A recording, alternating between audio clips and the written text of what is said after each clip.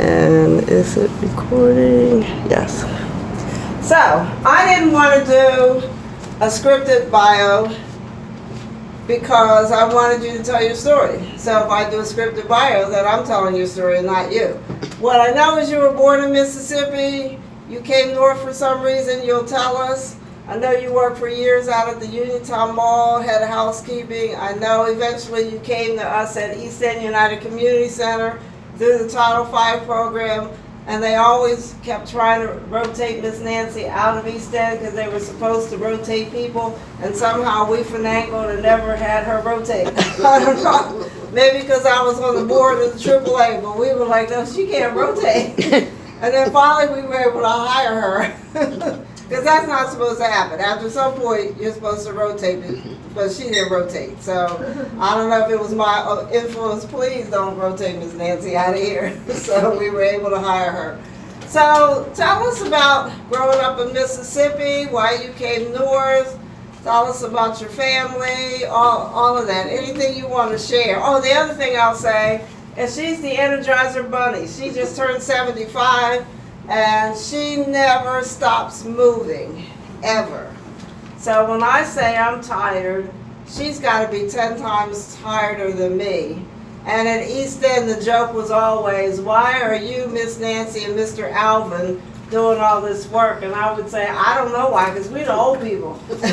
And she's the oldest of all three of us. Your husband's gone.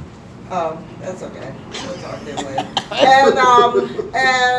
And we're the ones that do all the work. Don't know. Why is that? I don't know. But so tell us about growing up in Mississippi and coming up north and being in it's LaBelle?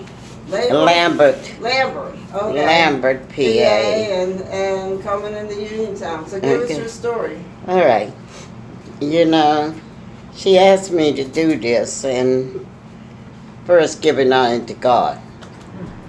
Giving him all the honor and glory for my life as it has been. Because without him, I would not be here. So I give everything to God. I give my kids to God. But I met my husband, he was in the Navy. And he was from Pennsylvania. He told me he was from Pittsburgh, Pennsylvania. So, the first time we came up here, first time I came up, I had my son with me. We had a son, he was still in the Navy. And my son, Sam, we came up on the bus, and when we got to Pittsburgh, I said to Lee, I said, are we going to get a cab to go to your house now? He said, no, we're going to have to ride the bus a little bit further. And I said, okay. So we got on the bus and we rode and rode and rode, and I kept saying, are we there yet? Like a little kid. So when we got to Uniontown, I said, oh, do we get a taxi to go to your house, to go to your parents' house? He said, no, they got to come pick us up. Okay. So his uncle came and picked us up. So we ride out 21. I said, how much further? How much further? Then we get in Lambert. And I cried for 2 weeks. God help me. I said, you brought me to these sticks and I come from the city. But to God be the glory. I had my kids all whilst I was in Lambert. And my daughter Anita is here with me today. And I got Alberta and Fanny. And my son passed in 2010.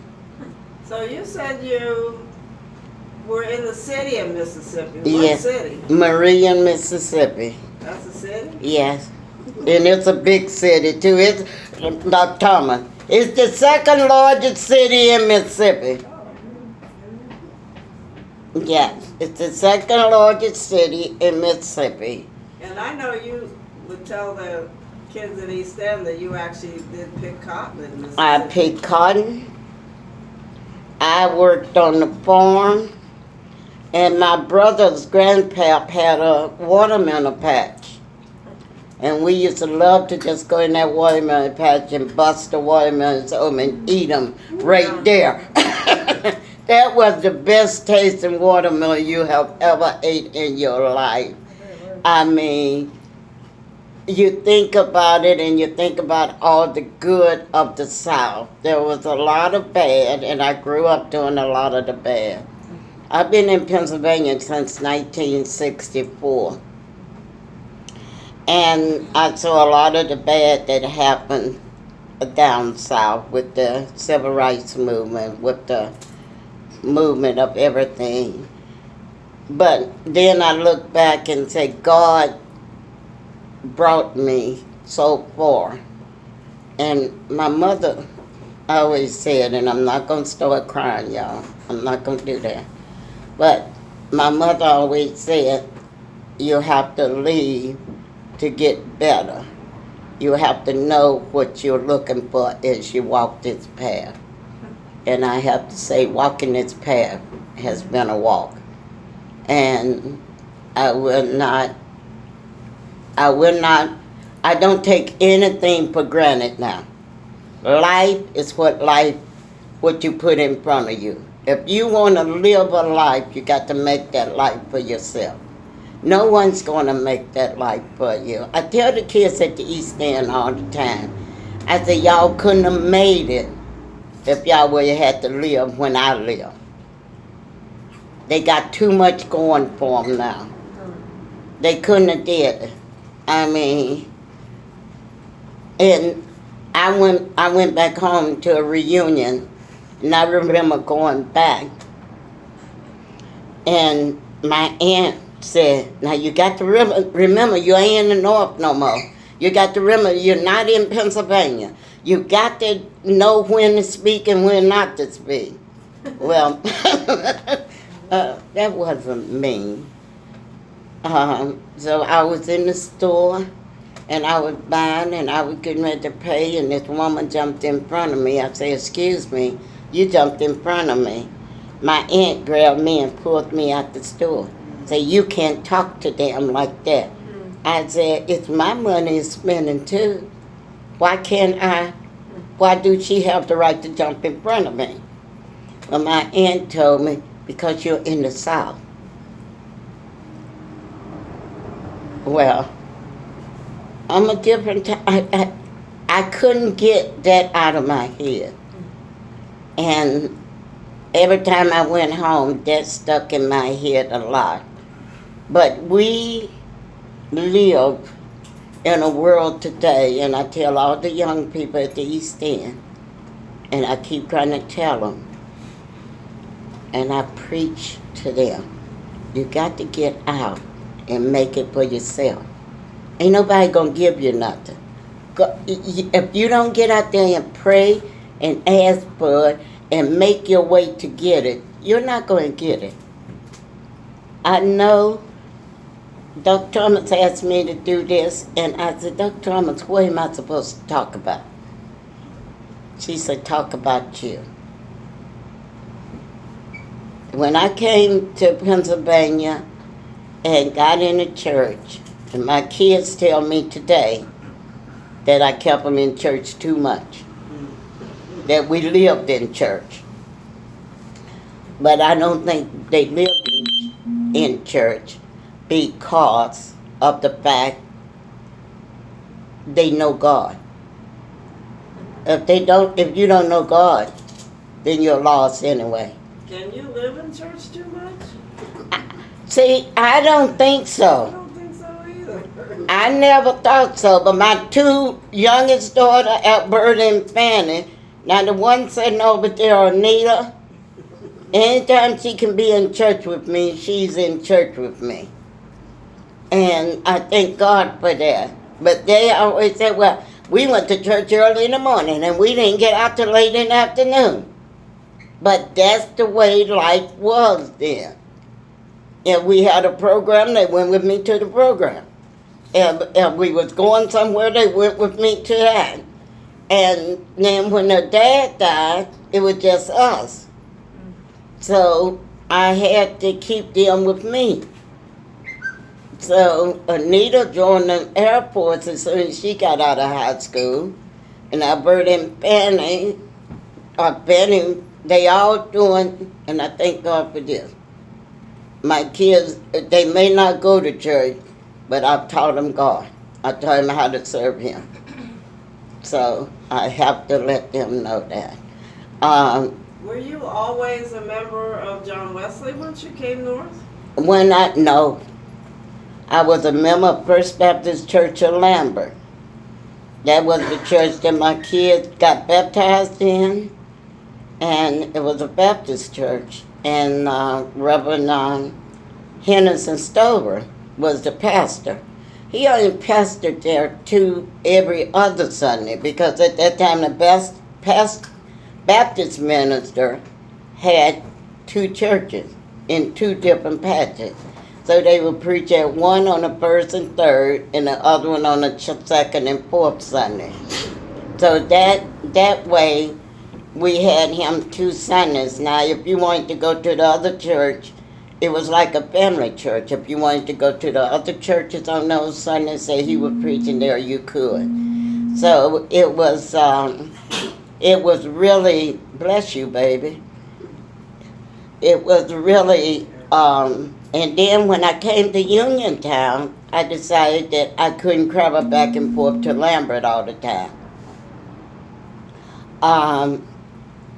So I went to churches, visited a lot of churches, just to see where I wanted to go to church at. And being a Baptist, I went to all the Baptist churches first, because I was baptized in Mississippi as a Baptist. So I went to all the Baptist churches first. So then, one Sunday morning, we went to John Wesley. I took my girls and we went to John Wesley. And I used to walk across town because there were no buses from Surrey Hill to the churches over here. So we walked across town every Sunday to go to church. And I walked into John Wesley and I felt at home. And I've been there since I told him today I've been there since 1982. And so you're the church clerk, the treasurer, the what? Chief cook, bottle washer, everything but the pastor. Yeah, you do what you have to do in God's house. And you do and you work. If you're working for Him, you're working for the best. That's my Lisa. And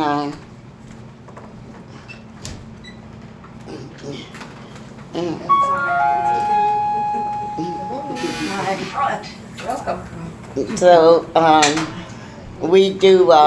So when I went to John Wesley, they put me in the kitchen first. So I learned how to cook more, to do more, and I've been there ever since. And I love working in God's house. I just love it. It makes me feel good.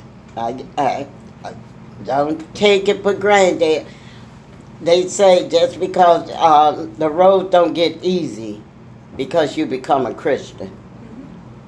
In fact, the going get tough sometimes. And sometimes that road is hard to climb. But if you believe in Him, you got it all. Was Lambert, I think you call it a patch town. So Yes. Was it considered a Yes, patch town? it was a coal town. It was a mine in Lambert, and down over the hill you had all the coal miners, the bosses' houses and everything down there, and up on the top you had the company house, and most of them was half and half. I mean, two-sided home. So what you did,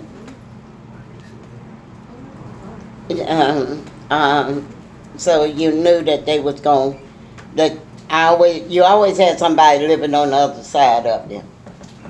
And That's what you call the coal patch. Was your husband a coal miner? No. Okay. Once my husband came here, he worked many jobs. He worked at Sterling Faucet. He worked at Hillman and Bard. And when he died, he was working at Volkswagen.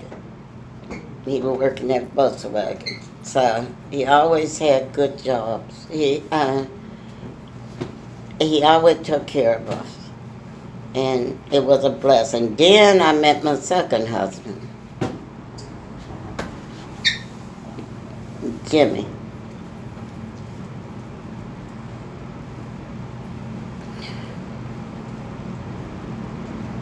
So talk about Mr. Jimmy. I'm trying to figure out how to put it into words.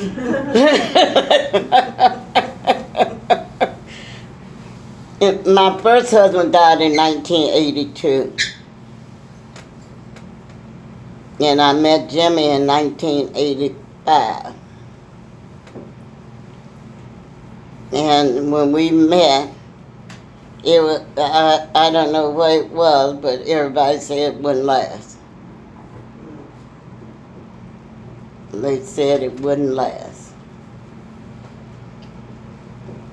They said I wasn't his type and he wasn't my type. But God knows what type you're supposed to be with.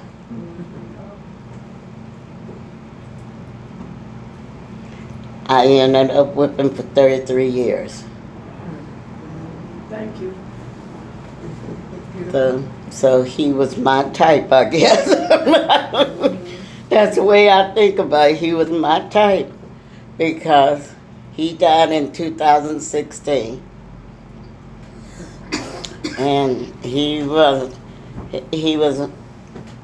my type. His 2 kids by his first wife just left on Wednesday. They still come home and stay with me. We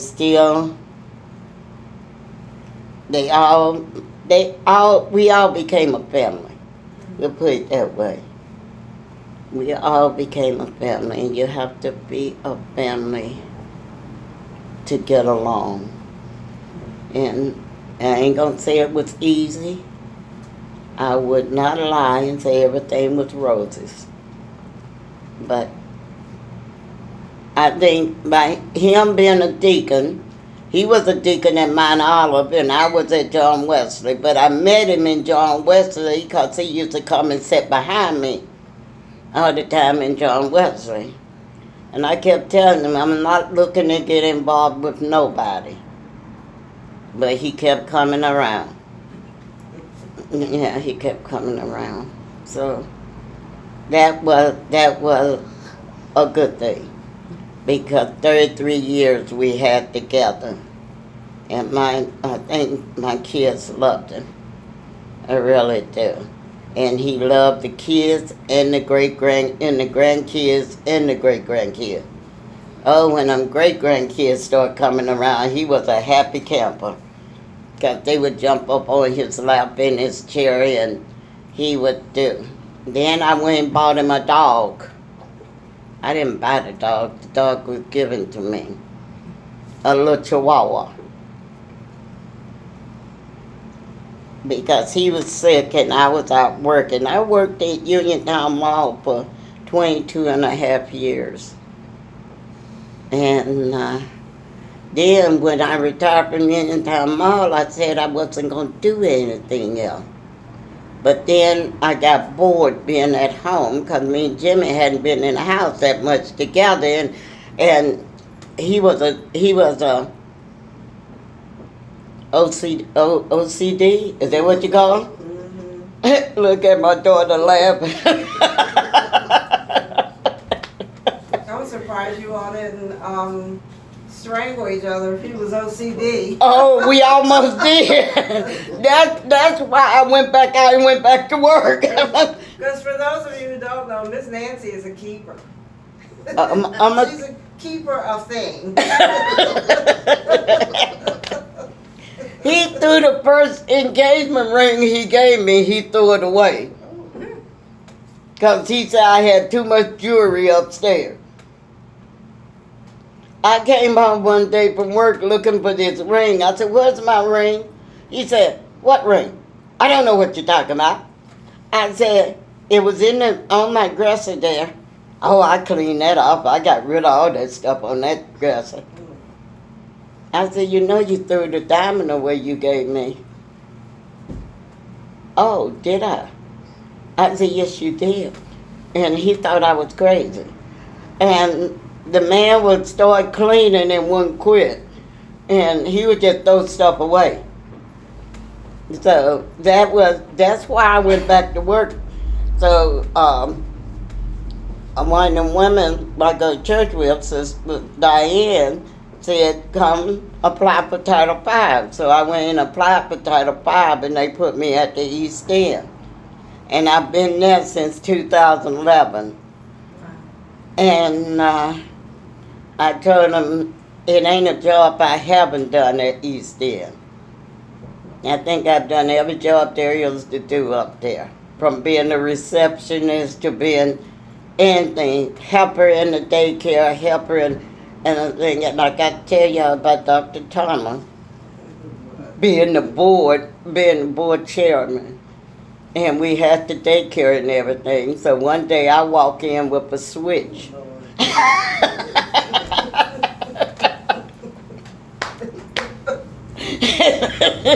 And I said, I'm a mandated reporter. I do understand the idea of this switch, but you got to get that out of here.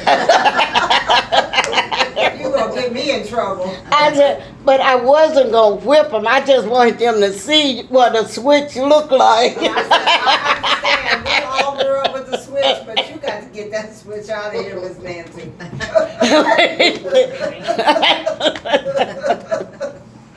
So, and they kept saying they was gonna move me from the East End, and Matt, he was over it, and every time he tried to move me, I don't know what Dr. Thomas said to him or whatever, but he said, oh, you can stay. So then when my time was up there, and they said I was rotating out, I don't know what they did, but next thing I know, I was hired at East End. You was like, So- we can't let her go. So I've been there ever since. You know, life has been good to me. And I tell people and I tell my kids all the time how good life has been good to me. I don't regret nothing in my life. I think we all lived the life that God put before us. And if we learn how to run that race, you have to run that race. And if you're running that race right, He's going to take care of you and protect you at all times. And I think that's what keeps me. And I tell my daughters, I tell the grandkids, and I tell the great-grandkids, get to know God. Get to understand Him. Because once you understand Him, and I said I wasn't going to do that. But I'm blessed. I got 3 daughters. I got 11 grandkids. And I got 23 great-grandkids. So when I look at all the God has brought me through, and when my mother told me it's time for you to leave here and follow your husband from Mississippi, and I said I didn't want to go. She said, no, when you got married, it was time for you to leave home. So I thank God for that. I thank God for everything that have happened to me over the years. And I hope and pray that I'm here to keep on blessing people. And that is my story. Thank you. So let's open it up for questions with, because this is a conversation with Miss Nancy Lee Reed. Okay. I have a question. Judging by how old somebody said you were, you Mhm. probably were growing up in the civil rights time. Yes, I What was. was that like for you, and how did it influence your parents? How did they guide you during that time, or what happened in your experiences? In my experiences, I saw a lot of death and a lot of violence during that time. A lot of which? Violence. Violence. I saw a lot of violence, a lot of hate. Yeah.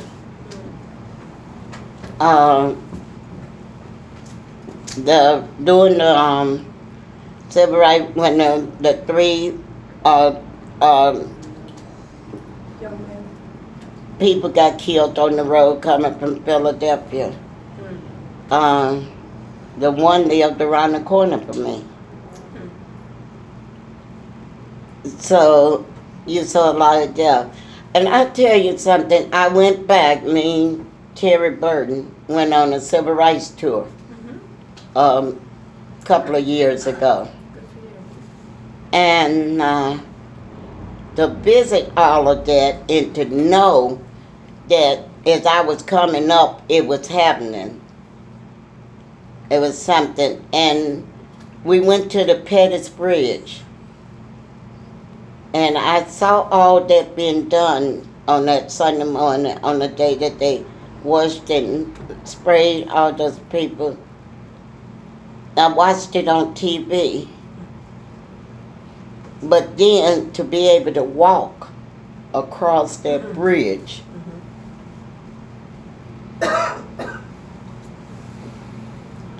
I cried all the way across that bridge.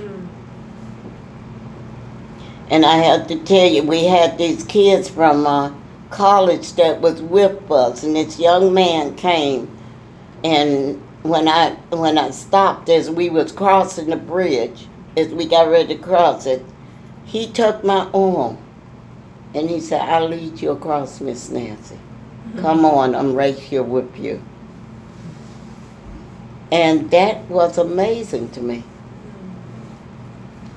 That was amazing to walk across that bridge where so many of us died. And I look at the people that died and that fought to walk across that bridge and to see what had happened to them. And to know that we made it through. We made it through in spite of the hate, in spite of everyone saying they weren't going to let him cross that bridge. And I think of Martin Luther King. We went to the hotel where he was shot at, and you think about the stuff he went through.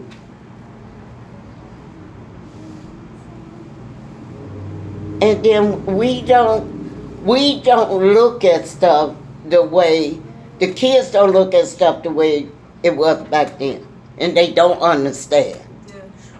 They don't understand. They just know they got it now. They don't understand how they got it. They need to know how they got it and why they have it. And we are going backwards. To me, we are going backwards. If we don't step up, we're going to be right back where we started from. With the riots, with the killing, with everything. And I pray to God that I'm not here to see it. My first husband was in the Navy, and he had to help. He was one of the ones that helped find those 3 riders in Philadelphia. He wasn't allowed to come home for days because they was on base and they had to go out and search for them. So it was just, it's amazing, and I hope I try to get it through to the young kids nowadays. Get out. Know what you're fighting for. Know what there is to fight for in this life. Don't take nothing for granted, because there's nothing for granted in this life. If you don't work for it, you're not going to have it. And I pray to God, and I pray every day that we don't go back to whence we come. One of the stories I often tell people is a time at East End when I was in the office, And one of the young women told Miss Nancy she was bored. And Miss Nancy gave her the lecture for life about everything she had gone through and how dare she be bored and what her mother does for her and on and on and on. I forget her name. It started with a T. Her Miss West was her mom.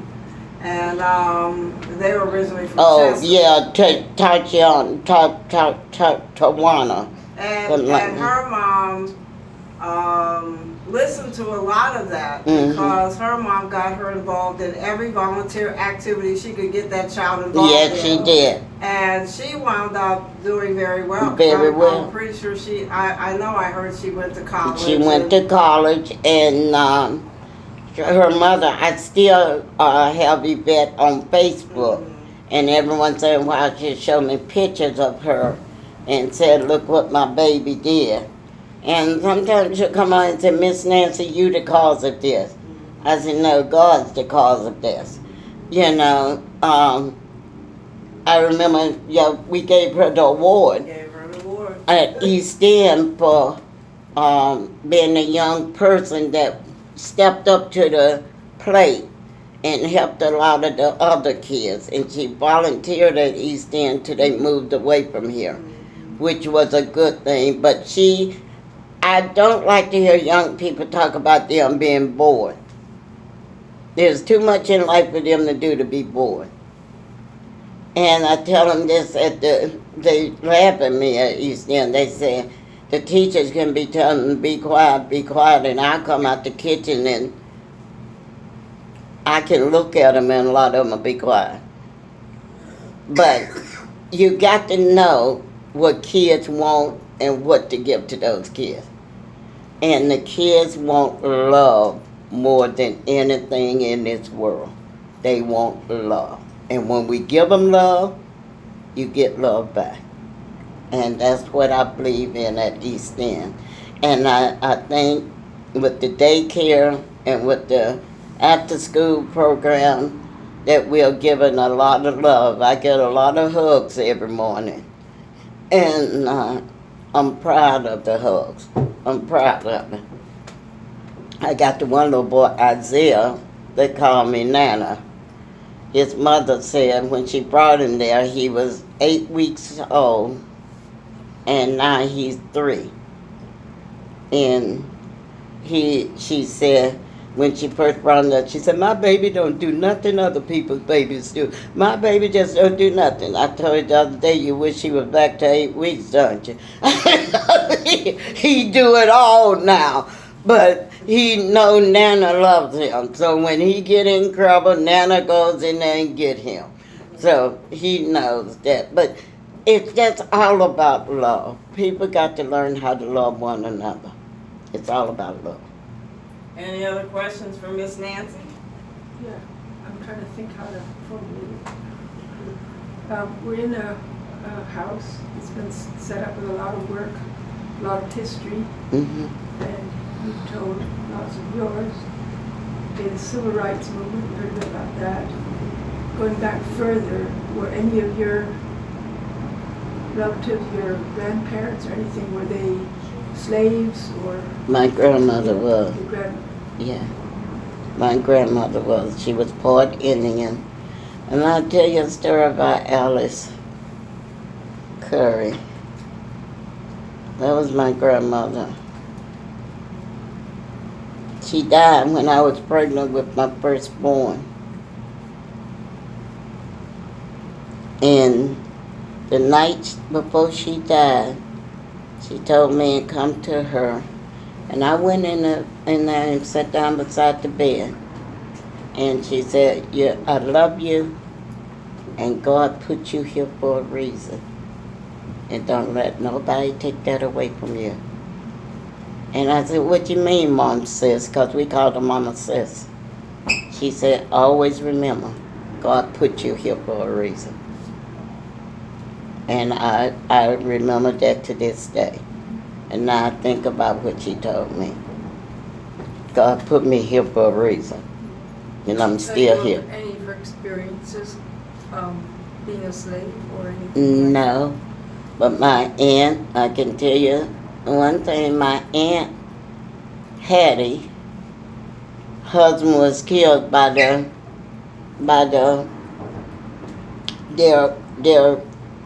landlord because he wanted my Aunt Hattie. So he killed her husband. And he had 3 kids by her, but they never could call him daddy because he had a family. Never could. And those are things that I remember a lot because when that happened, I was really small, and my mama would always say about that. My mama said she used to always say, "Don't look back. Keep your eyes on the prize and keep looking forward." She would say that. And I know I've had slavery in my family. I know all that. But I don't feel like a slave. I feel like God put me here to work for Him. Slave for Christ? Yes, that's what I am. Some Sundays I feel worse. We all are. Yeah, I really do.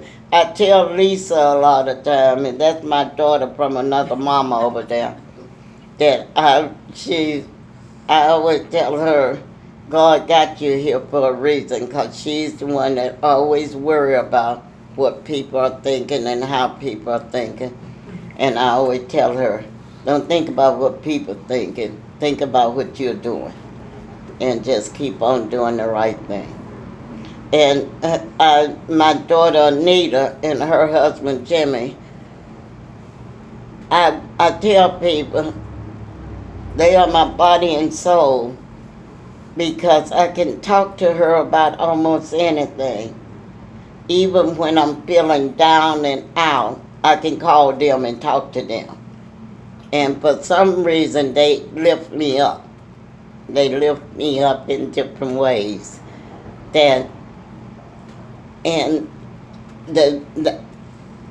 My kids call me every day. Anita called me every night. If she called me before 9:30, I'd be saying, "What's wrong?" Because I know it's 9:30 at night. And I know her and Jimmy gonna talk to me and tell me about their day and how it's done went. And I give thanks for that. I give thanks that they care that much about me, that they can call me every night and But tell you me. know, you're that to other people because you know a few times I've called you to take me off the ledge. Yeah. It's like, Miss Nancy, I'm on the ledge. Where are you at? Where are you at? Yeah. Where are you at? How come you ain't out at East End? I say I'm at home. Come on by. Where you at? Get me off the ledge, because they just made me mad for a time. Well, I always tell everybody my door's open. I said my house is do drop in. Do drop in anytime. And I never turn nobody away. And if you need to talk, I'm there to listen. If I can help you in any way, I'm going to help you whichever way I can. Yeah, really do. Well, thanks for the invitation. Yeah, do drop in. Now, You don't know how many do that. Find a big crowd there, huh? Holidays is a holiday at my house. Every holiday is a holiday. I know when COVID was going on, Anita took me to their house for Christmas. I think, and then we all ended up back at my house with us passing out the gifts and everything to everybody, because it's just a big holiday at my house, and we cook and we eat and we have fun, and that's what life's all about. You serve God and you have fun. Yeah. Well, I think somewhere in here there's going to be a plaque that reads, what did you said this a few minutes ago, stop thinking about what other people I think they- about you, but what you're doing. Yes. So I Yeah. think that's going to be. Yeah, a plaque you have to somewhere. think. You I know, think that's what quit we thinking practice. of, because other people ain't gonna never think good of you. You're gonna always have them that's gonna look down at you and look back. But if you look forward and move ahead, then you know you're doing the right thing. And that's what life's all about. Well, Miss Nancy, thank you for the conversation. Let's give Miss Nancy a round of. Look at me clapping for myself. If you don't clap for yourself, who else will clap for you?